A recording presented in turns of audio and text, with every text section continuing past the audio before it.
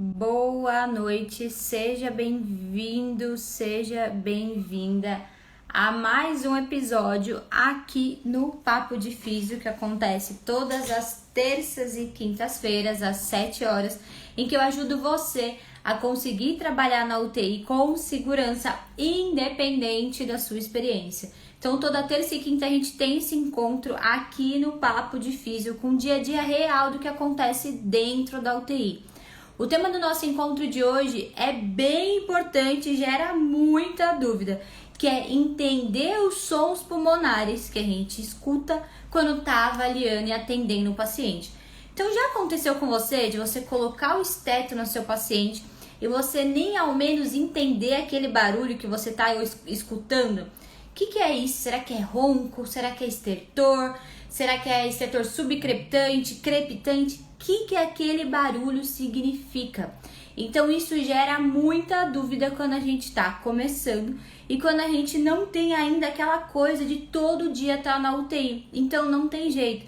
Tanto que os vídeos que mais viralizam aqui são os vídeos de ausculta pulmonar. Então hoje eu vou te mostrar o passo a passo de como não complicar mais e não ter aquela dúvida de quando você escuta um barulho. Então a primeira coisa que você tem que entender é o seguinte: o som, quando a gente faz a avaliação do nosso paciente, aquele som que a gente escuta, ele nos dá uma resposta clínica. O som vai falar pra gente se o paciente está de um jeito ou se o paciente está de outro. Tamires, apenas eu ao escutar o paciente é o suficiente? Não, a gente precisa entender o que está vindo do barulho, olhar a clínica do paciente e aí chegar no resultado. Primeira coisa, para você auscultar o seu paciente, você simplesmente precisa de um instrumento que é o esteto. Nada mais, nada menos que isso, o seu ouvido. Por isso que é uma coisa tão simples e tão usada no dia a dia da UTI, porque através de um aparelho simples você consegue informações importantes do que está rolando com o seu paciente. Então no esteto a gente vai ter duas situações aqui, que é o diafragma e aqui que são as olivas, e o som ao colocar no tórax do paciente, presta bem atenção nesse momento, a vibração do tórax do paciente junto ao esteto vai gerar um som. Então essa parte aqui do esteto, chamada diafragma, ele vai tentar captar essa vibração e tentar te mostrar o que está rolando lá dentro do pulmão do seu paciente. Então é tranquilo, através de um instrumento simples, a gente tem essas informações. E aí, deixa eu só diminuir a luz aqui. E aí existem vários tipos de esteto.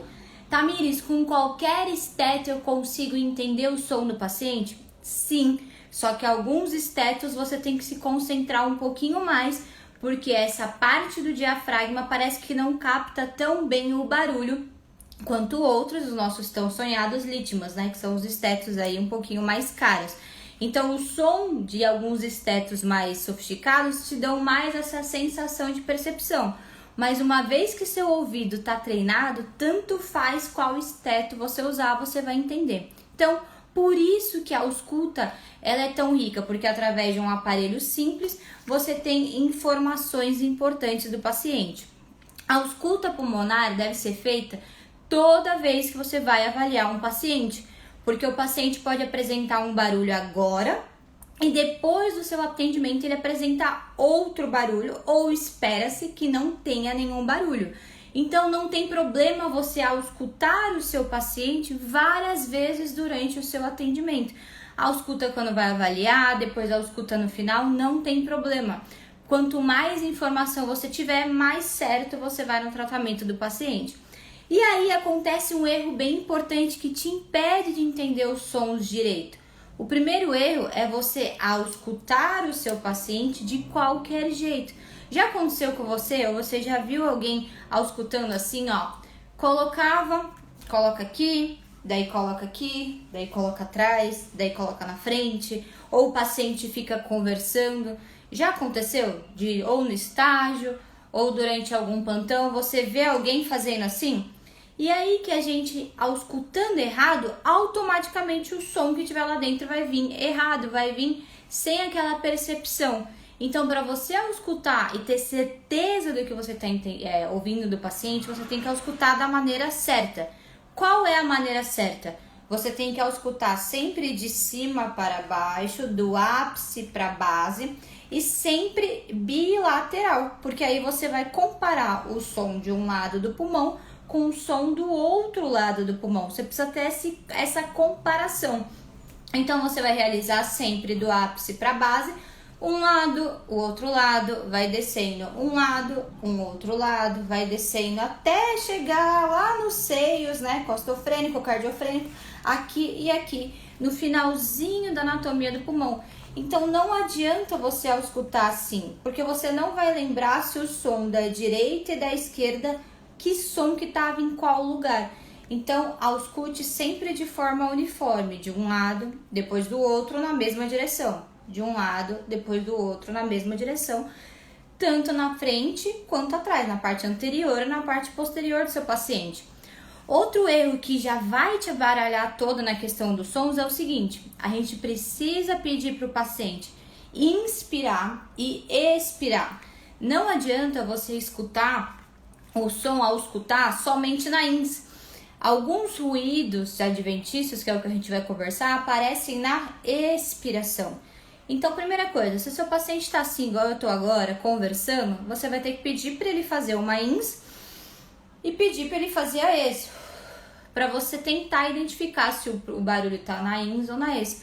Mas e o paciente entubado? O paciente em ventilação mecânica? O paciente em ventilação mecânica você não vai ter que pedir o comando, porque o ventilador mecânico vai estar fazendo por ele a inspiração e a expiração. Então, por isso que fica difícil de, será que era sibilo? Será que é ronco? Será que é estertor? Porque o primeiro passo, que é como auscultar, já é feito errado. Agora, se você realiza a ausculta na ins e você realiza a ausculta na expiração, aí você vai conseguir juntar a informação com o barulho que você está auscultando. Essa é a primeira coisa, então para de auscultar errado. Se você tá na dúvida, pega o esteto que provavelmente você tem em casa, do seu estágio ou do seu plantão, e ausculta você mesmo. Faz o movimento da ins e faz o movimento da ex com calma, de forma bilateral, comparando. Esse é o primeiro passo. O segundo passo é o seguinte: você precisa entender qual som é normal dentro do pulmão. Porque se você não sabe qual o som normal que você deve encontrar, se você encontrar qualquer outro som, não vai fazer sentido para ti. Então, se você liga uma televisão e o som da televisão tá normal, ok. Agora, se você liga a televisão e tá aquele chiado, parece que a televisão tá quebrando, você não consegue entender a voz do personagem da série, você fala, opa, esse som não é normal, eu acho que a televisão vai pifar. A mesma coisa acontece dentro do nosso pulmão. A gente precisa entender o que é um som normal, que já existe lá dentro, e quais são os sons anormais, como se fosse a televisão. Então, Tamires, qual é o som normal da nossa respiração? É apenas o som do ar entrando e o ar saindo. Então, durante uma inspiração, o ar vai entrar, você vai escutar o som do ar entrando. E durante a expiração, você vai escutar o som do ar saindo. Só isso. Esse barulho é o som que a gente tem lá dentro do pulmão. Por isso é chamado de som pulmonar ou murmúrio vesicular normal. É um murmúrio, é um som que tem que estar lá dentro, porque o ar está entrando e o ar está saindo dentro de uma cavidade fechada. Então, esse é o som normal. Quando que começam os sons anormais? Quando a gente inspira e quando a gente expira. E nesse caminho do ar, o ar encontra alguma coisa que não deveria estar lá. Ou líquido, ou sangue, ou secreção. Então vamos pensar assim, ó, o nosso pulmão é como se fossem regiões tubulares. Eu vou puxar e exalar. Agora, se nesse tubo, que é a nossa árvore brônquica, eu tenho aqui secreção ou eu tenho líquido. Na hora que o ar for entrar e na hora que o ar for sair, ele vai esbarrar no que tá lá dentro e essa esbarrada vai gerar um som anormal. Por isso a gente fala murmúrio vesicular presente, que é o som normal, e ruídos adventícios. Tá vendo como vai fazendo mais sentido? Eu sempre falo que na terapia intensiva as palavras no primeiro momento assustam a gente, mas na verdade a palavra sempre nos dá a resposta. Então, ruído adventício. O que é um ruído? É um barulho indesejável. É como se você tivesse aquele barulhinho do cabelo, ou a televisão tivesse com um barulho ruim, aquela coisa que incomoda. Ruído adventício, uma coisa que não deveria estar lá. Por isso a gente fala que o ronco, o estertor subcrepitante, o crepitante, são barulhos que não deveriam estar no pulmão, não são normais. Por isso as doenças geram esse barulho. Qual que é o erro? Durante o nosso dia a dia a gente tenta decorar uma doença com som. Então, o paciente com pneumonia, quando eu for escutar ele, espera-se que eu encontre ronco. Tal paciente, espera-se que eu encontre sibilo. Tá, mas e se ele estiver em outra fase da doença? Ele pode apresentar todos os ruídos juntos. Ou ele pode apresentar na primeira hora um ruído e depois outro ruído. Então você precisa entender, na verdade, o que o ruído significa e não qual doença está conectada ao ruído. Porque pessoas com a mesma doença reagem de formas diferentes. O nosso corpo humano reage de forma diferente. Por isso o paciente dentro da UTI, ele é um paciente tão único, ele é um paciente que reage o tempo todo. Então é isso que a gente tem que entender. Então, que o som normal dentro do pulmão é um som apenas do ar entrando e saindo. E toda vez que a gente encontra um som diferente disso, é um som ruim, é um som que não deveria estar lá. Beleza? Essa é a primeira etapa. Então, treina principalmente esse barulho entrando e saindo. Mas, Tamires, parece que eu coloco o esteto, até enfio o esteto lá dentro e eu não entendo. A gente tem que entender o seguinte, é igual música clássica, sei lá, por exemplo, quem entende de música. Se você me der uma música agora que eu nunca escutei antes na vida, eu não vou saber te dizer o tom da bateria, o tom da guitarra, eu só vou falar, a música é boa ou não, a música não é boa. Agora, se você pega uma pessoa que entende dos sons musicais, que tem um ouvido muito treinado, quando a pessoa escuta a mesma música que você, ela vai falar, nossa, essa música tem mais guitarra, nossa, essa música tem mais baixo, nossa, olha esse detalhe da bateria, porque o ouvido dela tá treinado. Essa é a diferença aí de quem canta, quem é músico, quem entende. É a mesma coisa acontece quando a gente vai escutar o paciente. O seu ouvido, num primeiro momento, ele não tá treinado, então parece que qualquer barulho você não identifica muito bem o que tá rolando. Você precisa apenas treinar a sua audição para entender o que você está escutando. Então, no começo, gera dúvida mesmo. Você fala, meu Deus, meu amigo falou que ouviu tal barulho no paciente dele, mas eu escutei outro, o professor falou que era outro. Nossa, no plantão falaram que ele estava com ronco, eu fui escutar, estava estretorando. E aí? Então, o que eu te recomendo? Vai ao escutar, mesmo que seja no paciente, faz com calma. Concentra mesmo para você tentar excluir os barulhos externos, entender barulho tá na ins ou barulho tá na ex. E daí a gente tem aquelas simulações dos barulhos. Então o ronco é como se fosse aquele ronco de quem tá dormindo mesmo. Por quê? O ronco, ele tem mais vibração dentro do tórax, por isso o som é tão alto e tão fácil de escutar. Então se tiver uma pessoa do outro quarto ali roncando, você vai falar, nossa, a pessoa tá roncando. O ronco dentro do pulmão é a mesma coisa. É aquela vibração tão forte que você parece um ronco de alguém aqui no teu ouvido. E também tem outros barulhos, como por exemplo o crepitante.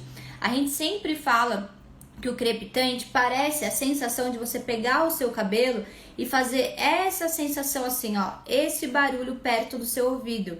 Então treina aí, coloca o seu cabelo e faz essa fixação, ó, você vai parecer que é um barulho discreto, friccionando, um pouco irritativo, é o nosso barulho do crepitante.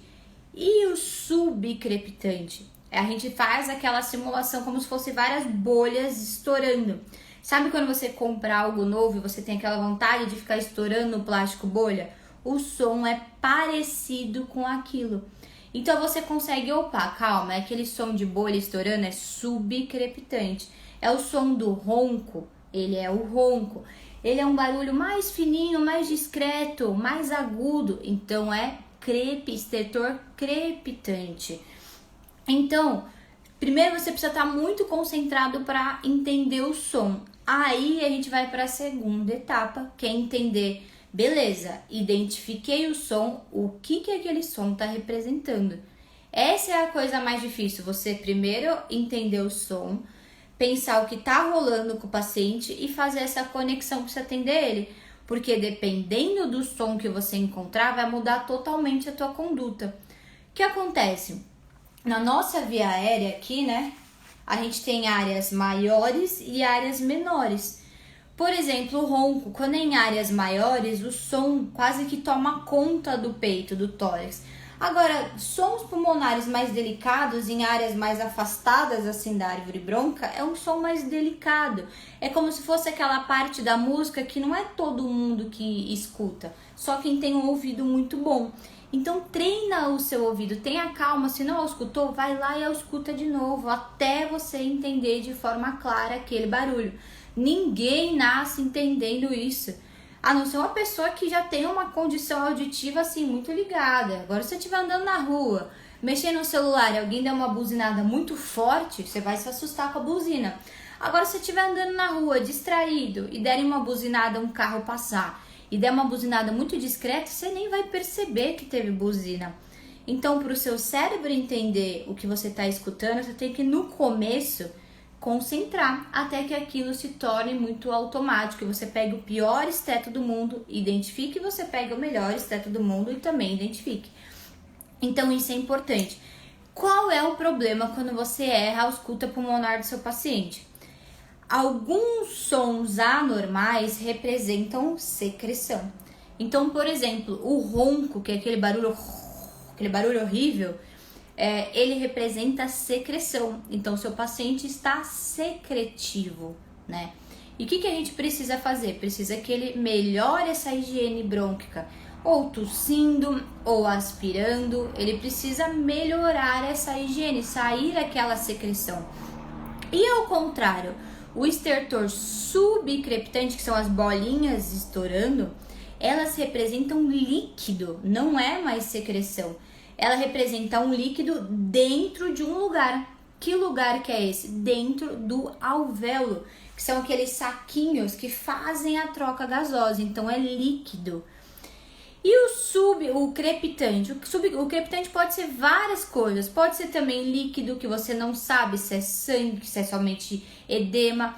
Então, cada som, ele representa uma condição de doença, uma condição patológica. E qual que é o problema?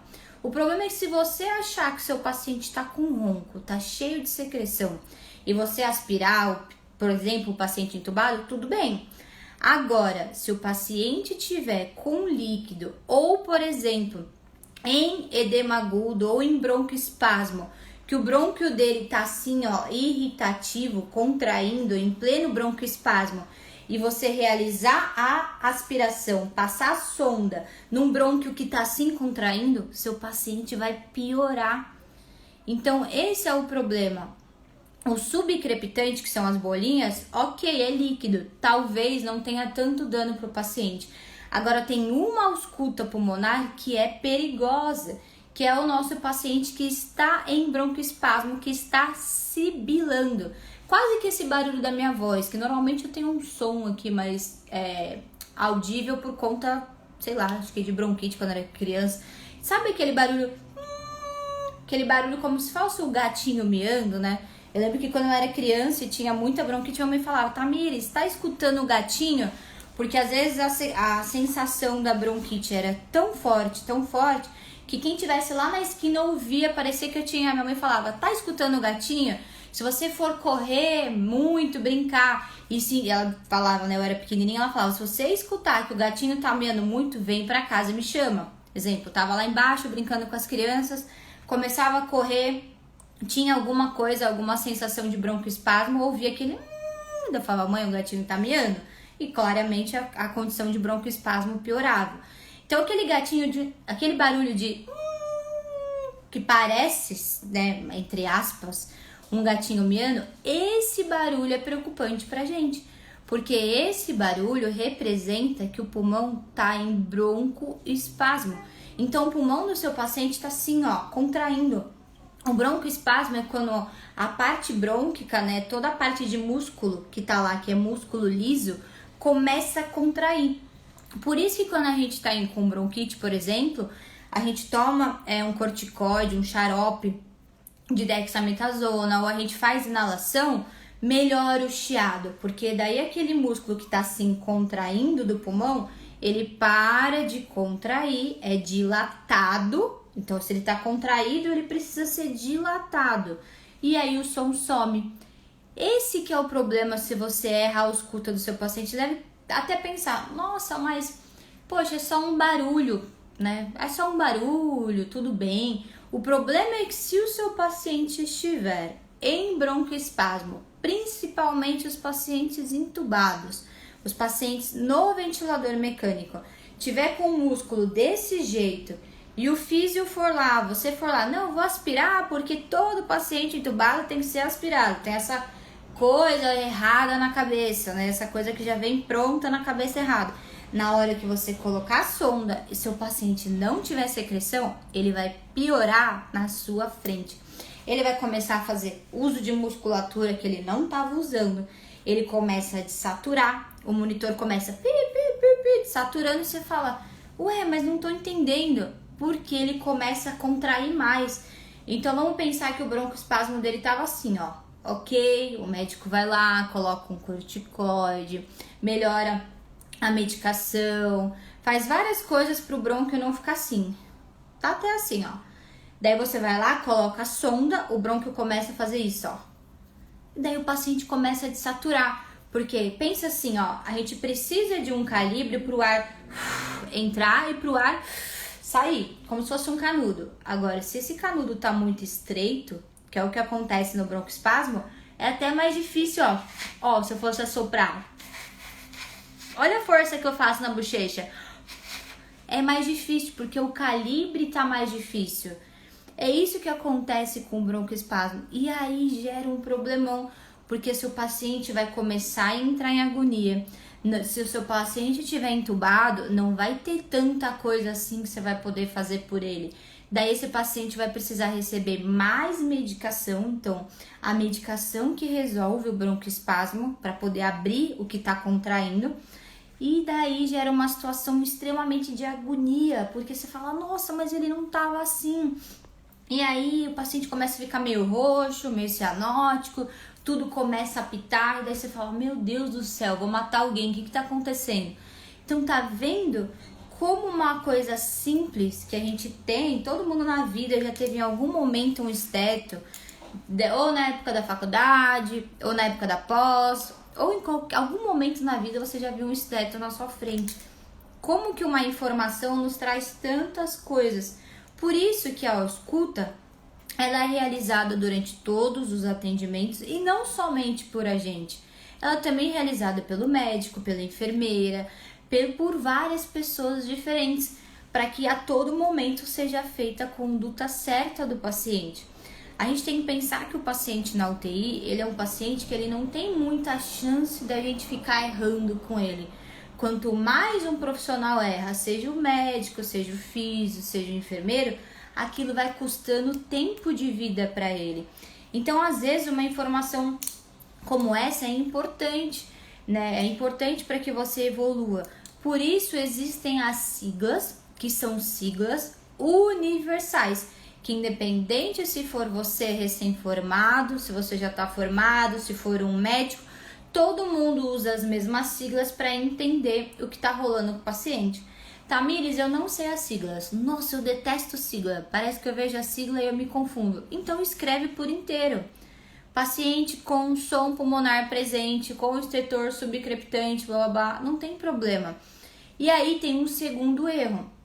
Um segundo erro é, beleza, ó. Então, primeiro, você não sabe ouvir o som. Te ensinei como fazer a escuta correta.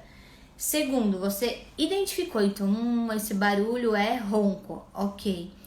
Terceira coisa, você identificou se é ronco, então é secreção. Você juntou o que é o barulho com o que tá rolando com o seu paciente.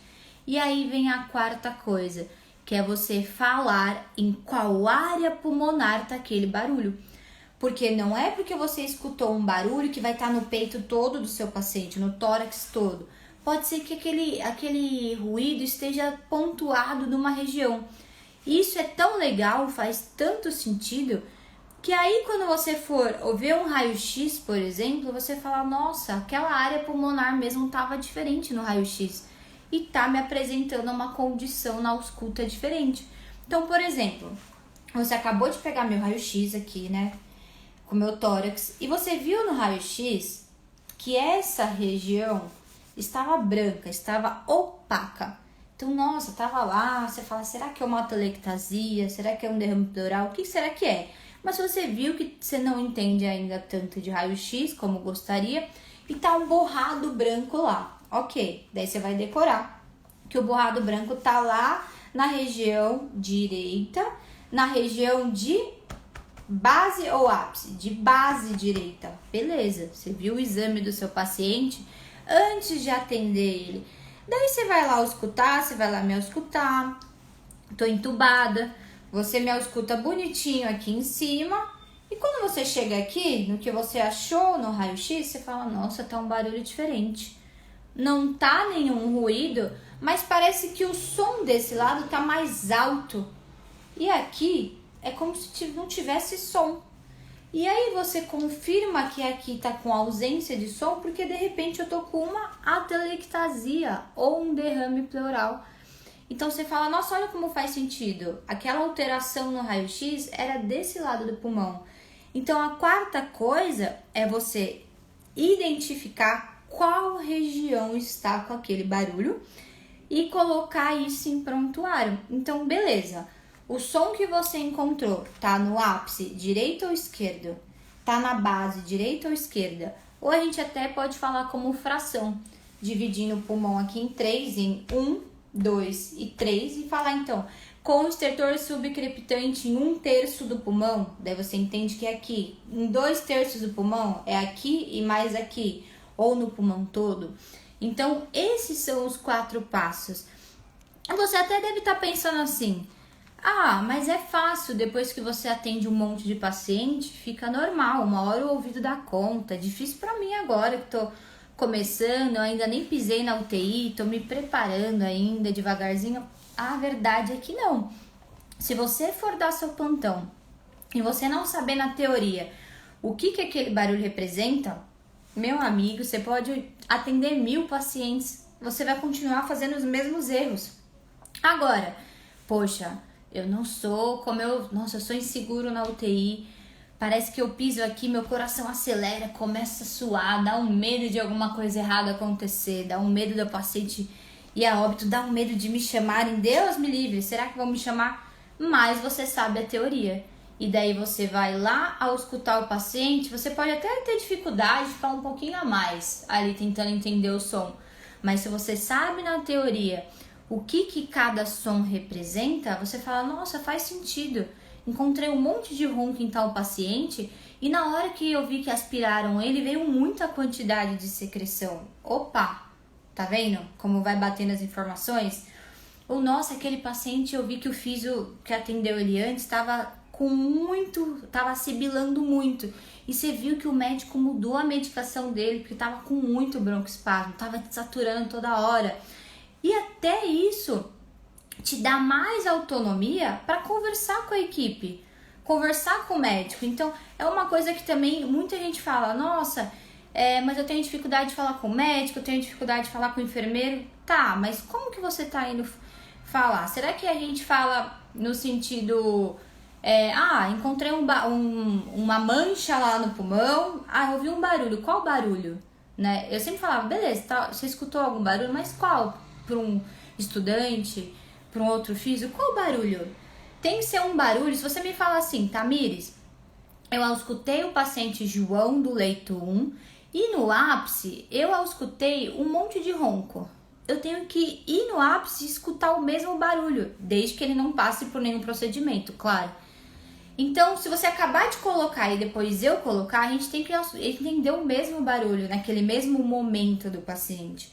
Então, isso que é importante. A gente vai tendo mais autonomia de ser mais resolutivo quando a gente entende a teoria. E a gente tem uma coisa na vida que a gente fala assim, não, tem coisa na vida que a gente só aprende na prática. Quem nunca ouviu isso? Quem nunca ouviu um pai falando isso, a mãe, ou até mesmo, não, eu vou dirigir melhor quando eu já tiver meu carro. Não, tal coisa.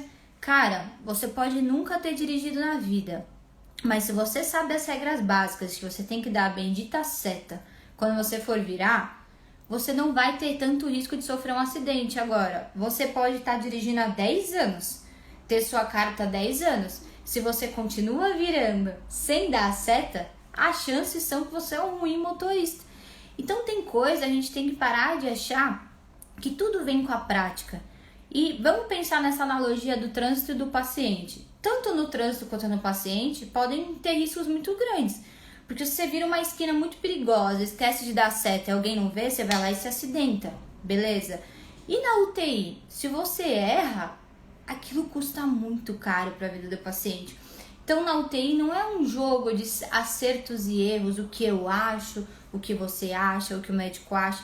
Na UTI é um conjunto de pessoas que estão ali para fazer o que é certo pelo paciente, para garantir que o paciente, diante daquela situação tão triste que ele está vivendo, seja feita a coisa certa. E são pequenos detalhes, como por exemplo a ausculta pulmonar.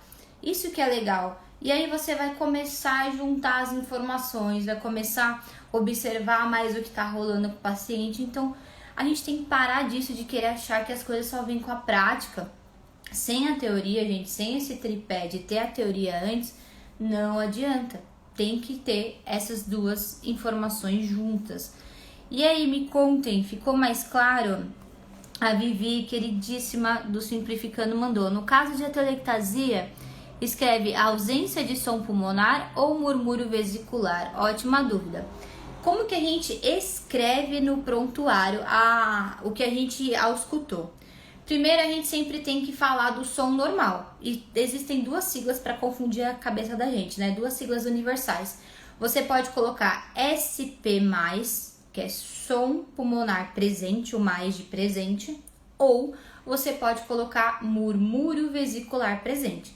Então, se eu leio a sua evolução e eu vejo lá som pulmonar presente, murmúrio ou murmúrio vesicular presente, eu entendo que o seu paciente, assim como qualquer ser vivo, inspira e expira, certo? Daí a gente vai colocar um barra ou descrever qual som a gente auscultou. Então, por exemplo, você falou sobre a atelectasia e a ausência do som. Vamos pensar assim, você me auscultou, né, aquele exemplo, e tava com diminuído o som na minha base direita. Então, você viu meu raio-x, essa região tava com uma opacidade homogênea, então provavelmente uma atelectasia aqui, e você vai colocar isso no prontuário. Então, beleza, aqui você não auscultou, mas nas outras regiões do pulmão você auscultou. Então, murmúrio vesicular presente com som pulmonar ou diminuído ou abolido, dependendo do que você auscultar, em base direita. E daí eu vou entender que nas outras regiões não tem barulho, não tem ruído adventício, e nessa região o som tá ou diminuído ou abolido.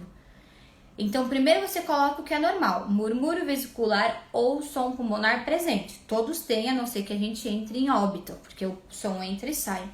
E daí a gente descreve do lado qual barulho, com sibilos, com estertor subcrepitante, com roncos, e daí na terceira porção você coloca onde está o barulho. Então, som pulmonar presente, ruído adventício e local. Então, por exemplo, murmúrio vesicular presente com roncos em ápice direito. Opa, então o ronco tá só aqui, o ronco não tá em outras regiões. Som pulmonar presente com estertores subcrepitantes em base esquerda. Opa, ela tá me falando que ele tá com alteração aqui. Então, o que é normal, o que é anormal e a região. E se você me escutar eu aqui lindinha, com saúde, não tenho nada de errado no pulmão. Murmúrio vesicular presente sem ruído adventício. Então, eu não tenho barulho nenhum aqui dentro. Esperamos, né? Deixa eu até... Então, por exemplo, me auscultei. Puxou ouvi o som do ar entrando e saiu. E não encontrei nenhum barulho no meio do caminho. Então, murmúrio vesicular presente sem ruído adventício. Essas são as siglas universais. Então, tanto faz. Você pode usar som pulmonar presente ou murmúrio vesicular presente. Deixa eu ver, tem umas perguntinhas boas aqui. Então, gente, é isso. Esse é um pilar base. O que acontece? Acontece que a gente aprende muita coisa e é normal. E a gente até espera que a gente saia um pouco mais preparado depois da faculdade. A gente tem essa esperança. E a verdade é que durante a faculdade a gente tem um compilado de muita informação. Então, a gente aprende várias áreas da fisioterapia, que essa é a função da graduação, mostrar um pouquinho de cada pra gente. Algumas coisas a gente até aprende bem, mas a gente não tem a maturidade de entender o que tá rolando. E a gente tem essa dificuldade de juntar todas as informações para definir uma conduta. E o que acontece? Algumas áreas da fisioterapia te permitem que você vai para casa, pense, mude o prognóstico, mude o exercício, como, sei lá, um paciente de pós-operatório de joelho. Agora, na UTI, não. Na UTI é um trabalho contínuo, por isso que é unidade de terapia intensiva. Esse paciente vai ter um atendimento intensivo e você precisa ir dando continuidade. Então, pode ser que você acabou de escutar o seu paciente e depois mude tudo. Então, isso que é legal. Então, se o paciente está com secreção, você vai realizar condutas de higiene brônquica. Se o paciente está em broncoespasmo, ele precisa vencer o broncoespasmo. Então, se ele está entubado, você vai garantir parâmetros ventilatórios que ele melhore isso. Se ele não está entubado, talvez ele precise de uma ventilação não invasiva, nossas VNI. Por isso que a VNI, a ventilação não invasiva, ela é usada em pacientes com edema agudo, em pacientes em broncoespasmo, é padrão ouro que a gente lê dentro dos protocolos. O que é um padrão ouro? Tem que ser feito. Edema agudo de pulmão e broncoespasmo, não adianta só medicação. A medicação, ela não dá conta do recado. Por quê? No broncoespasmo, aquele vozinho DPOC ou aquele bebê recém-nascido tá com a árvore brônquica contraindo tanto em espasmo, que começa a ficar roxo, começa a ficar em agonia. Só a medicação não consegue abrir todo o brônquio. Então a medicação faz a força para o brônquio abrir e a pressão positiva ajuda esse movimento do alvéolo abrir. Por isso o paciente sai do broncoespasmo. A mesma coisa acontece no edema agudo de pulmão. No edema agudo, que é aquele paciente que a gente brinca, né, pelo livro, fala que começa a espumar rosa na boca. É uma cena não muito legal de ver. Nenhum paciente em condição muito aguda é legal de se ver, mas tem alguns pacientes que marcam a gente quando a gente vê ele em agonia, que é o paciente em edema agudo, pacientes com difícil intubação, então aquele paciente que o médico tenta intubar e não consegue, e tenta achar a via aérea e parece que o negócio não vai, e erra o tamanho do tubo, e daí coloca o tubo, infla a barriga e não tá no lugar certo. O paciente em edema agudo de pulmão e o paciente em broncoespasmo. São pacientes que a gente, olhando clinicamente, assusta, porque eles estão totalmente em agonia. Estão respirando de qualquer jeito, não conseguem já falar, começam a apresentar cianose, começam a apresentar vários desconfortos. Então, por isso que você ausculta esse som muito forte nessas doenças. E daí a gente só tem que tomar cuidado. Opa, escutei esse barulho, espera-se que ele tenha essa situação. Então, no edema agudo, por exemplo, a gente tem a condição do edema. Então, a gente usa a ventilação não invasiva para abrir esse alvéolo e fazer esse líquido ser reabsorvido. E no broncoespasmo não tem líquido, é só o próprio brônquio que está assim, ó, muito contraído. A ventilação não invasiva ou a ventilação mecânica invasiva vai fazer força para o brônquio abrir junto com a medicação. Só a intubação resolve? Não. Só a ventilação não invasiva resolve? Não. É sempre o combinado de medicação para dilatar esse brônquio, no caso do broncoespasmo, junto com a força, com o poder ali, como se estivesse empurrando o brônquio da pressão positiva. Olha como vai fazendo mais sentido. Você provavelmente já tinha visto algum paciente em ventilação não invasiva, né? A máscara de BiPAP ou de CPAP aqui na cara dele. Mas por quê? Você já parou pra pensar? Por que meu paciente ou algum paciente tá na ventilação não invasiva? É isso que a gente tem que pensar. E já aconteceu comigo também o oposto. Inclusive foi com meu avô. Meu avô infartou e foi fazer a cirurgia de revascularização do miocárdio, tão famosa ponte de Safena, lá em Minas. E eu fui visitar ele, tava na UTI, e eu vi que do lado, né, tinha um ventilador, ele não estava entubado, tinha o ventilador mecânico e estavam fazendo ventilação não invasiva com ele.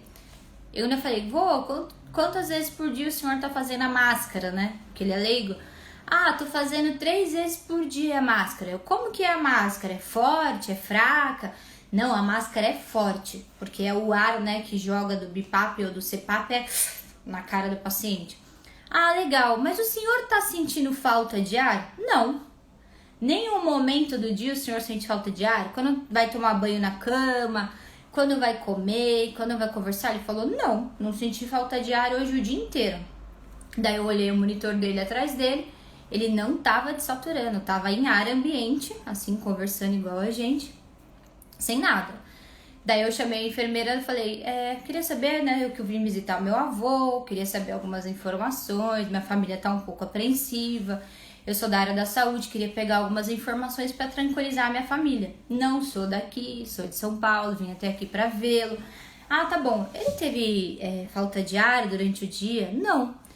Ele teve queda de saturação durante o dia? Não. Ele precisou de oxigênio durante o dia? Não. Falei, então você me desculpa a pergunta, tem algum físio que eu posso conversar? Ah, não, o físio não tá aqui, poucos físios, tá em outro lugar, atendendo. Eu falei, então por que ele tá fazendo ventilação não invasiva 3 vezes por dia? Ah, porque todos os pacientes cardíacos têm que fazer 3 vezes por dia. Eu falei, quem falou isso? Cadê a escrita? Cadê o protocolo? Cadê a diretriz que tem que falar isso? Falei, meu avô sentou na beirada da cama? Não. Ele tem ficado de pé? Não. Eu falei, mas então por que ele tá fazendo? Não tem sentido nenhum. Ou seja, quando o paciente cardíaco ou um paciente edema agudo, você realmente escuta o estertor, a ventilação positiva, seja intubação pelo ventilador mecânico ou não invasiva, vai de fato ajudar. Mas se aquele sibilo, aquele estertor sumiu, o paciente não tem mais, o paciente está conversando, o paciente está em ar ambiente, para que você vai continuar com o recurso? Ah, só porque é receita de bolo? Pô, não é assim que funciona agora. Não, ó, o raio-x tá ruim ainda, ele ainda tá com edema, ele ainda tem queda de saturação durante o dia. Então, poxa, ele vai conversar, ele vai comer na hora do cafezinho lá, ele fica cansado ao comer, toma um cafezinho com leite, começa a desaturar. Beleza, você usar a ventilação não invasiva, mas não era o caso do meu avô. E eu até observei atrás dele, nas medicações, se as medicações cardíacas tinham interferido. Por que isso interfere? Porque dependendo também da medicação, ajuda na contração do coração e o paciente pode também ter alteração na ausculta. Então, assim, as medicações cardíacas dele estavam super controladas. Ele não tinha indicação de continuar fazendo CPAP. Então, qual é o erro? O erro é ao escutar no começo, achar um barulho e continuar fazendo a mesma conduta com o paciente vários dias. Então, não pode. Se você escutou, beleza, fez o recurso, precisou, deu 2 dias, teu paciente já não tem mais aquele ruído, aquele barulho, o paciente está bem, está evoluindo bem, ele não precisa mais daquele recurso. Ele precisa de outra coisa, ele precisa andar, ele precisa fazer exercício, ele precisa sentar na beirada da cama, para o pulmão também conseguir abrir. Ah, outra coisa. Todo mundo fala que o paciente entubado tem que ser aspirado todo período, tem que ser aspirado de manhã, de tarde e de noite, porque o próprio tubo vai fazer com que a secreção pare, blá, blá, blá, blá, blá, blá, blá. Será? Se você atender o seu paciente, a ausculta dele tá limpa, ele já não tava com secreção antes, ele não tinha ronco lá dentro. Você viu na evolução do físio que quando foi aspirado em outro período, nem veio secreção. Será que esse paciente precisa ser aspirado? Não. A gente só tem essa resposta, a gente consegue só dar esses passos mais corretos porque a gente entende a teoria e não a prática. A prática, ela complementa as coisas, mas a teoria que te dá essa resposta. Então, para que você vai ficar enfiando a sonda no coitado do paciente toda hora se ele nem tem secreção? E daí a gente escuta o que a gente vê direto. Eu fiz na minha UTI, só aspira. O fisioterapeuta é chamado toda hora para aspirar.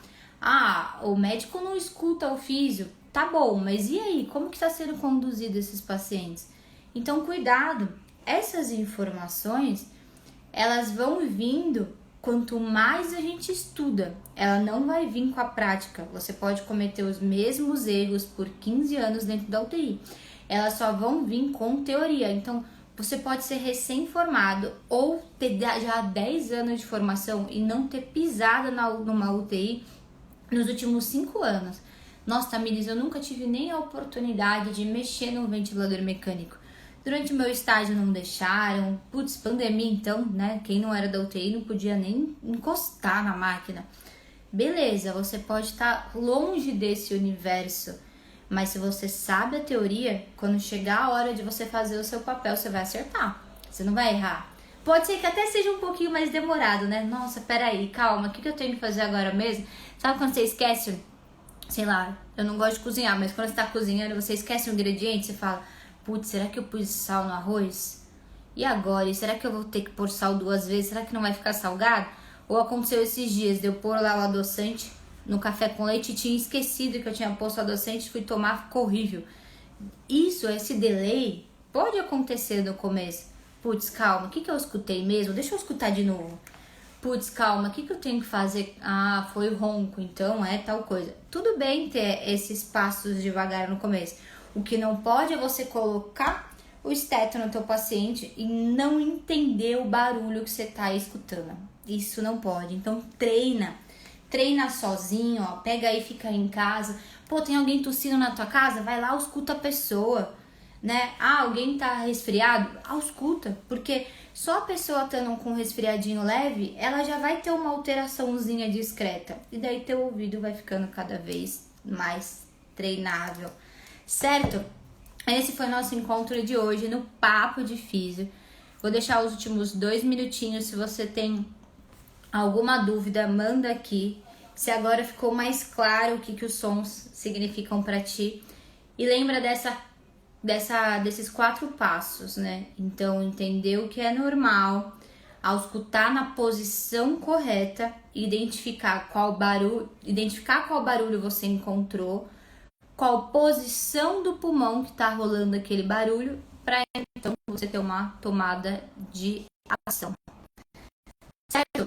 Nos vemos na próxima semana, toda terça e quinta. A gente tem esse encontro chamado então Papo de Físio, em que eu trago assuntos reais do dia a dia da UTI para ajudar você a conseguir trabalhar na UTI com segurança, conseguir fazer essa transição de dar os primeiros plantões, independente se você tem ou não experiência. Um beijo, obrigado pela sua presença e a gente se vê na terça. Amanhã vai rolar um evento gratuito da Semana do Físio. Vou colocar aqui o link novamente para quem quiser assistir e participar da palestra de ventilação mecânica.